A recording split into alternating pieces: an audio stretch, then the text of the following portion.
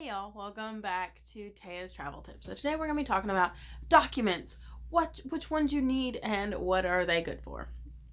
So I'm going to preface this by saying some things are different. I mean, it depends on what cruise line you're going through, where you're going, what you're doing while you're going.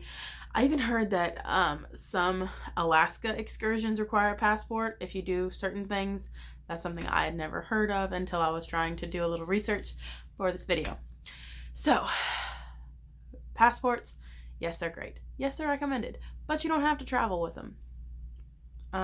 It can get expensive, especially if you have a bigger family. 2 people, it's $300. So, multiply that times however many people you have, and it can be pretty daunting. Also, some people just can't get passports. So, I'm going to help you and tell you what you can do.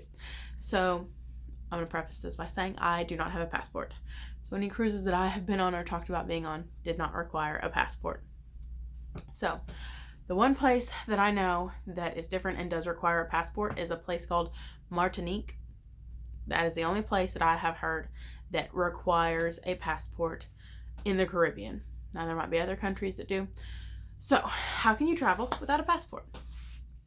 Well, the first thing, it has to be considered a closed loop cruise, meaning start from Galveston, go to your ports, come back to Galveston.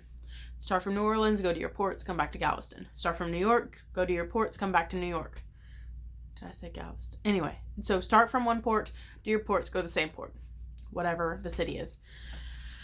So that is considered a closed loop cruise, and it's only for U.S. cruises. So if you are out of England, that's not going to work. You can't do that. You have to have a passport. You have to have a passport to get there, obviously.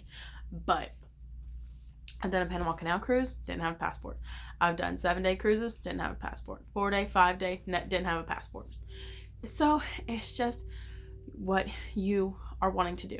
So that is how you don't need a passport. So what do you need? You need a driver's license, valid from your state, the hard copy.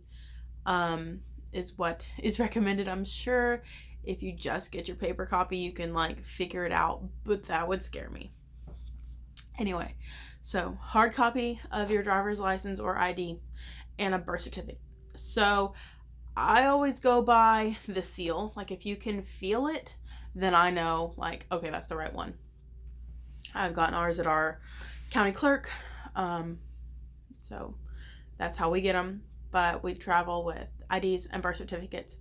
It makes customs a little bit more tedious because right now they're doing the facial recognition, but they only do the facial recognition if you have a passport. So you have to actually talk to a customs person and deal with all that stuff.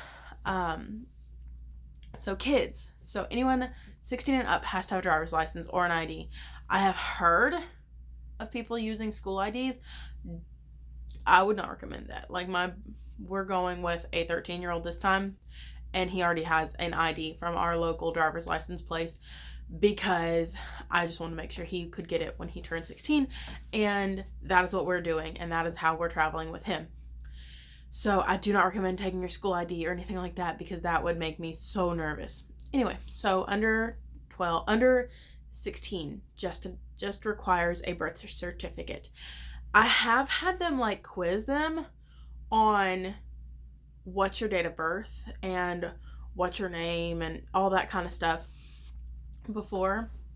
On one of the first cruises, my brother was 7 and they're what's your date of birth? And he has ADHD, so it slipped his mind. And I was scared because I was yeah, he doesn't know. He doesn't really retain his birth date. But that was just a weird, random thing. It hasn't happened since. But you can cruise with a birth certificate and an ID. There's other ways to travel, like an enhanced driver's license, but those are only available in a few states. A passport card, but those are not good for flying. So you have a passport, but it's kind of restricted.